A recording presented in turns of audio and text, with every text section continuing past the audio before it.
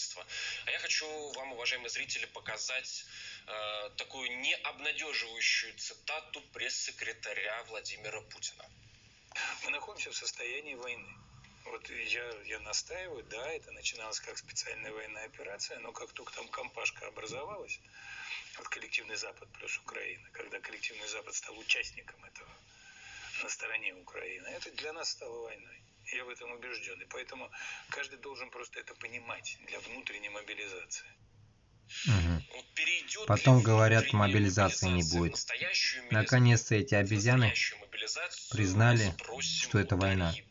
Дарья Берг, это руководитель отдела эвакуации проекта «Идите лесом». Дарья, здравствуйте. Вот, идите лесом, товарищи. Верите ли вы в новую мобилизацию?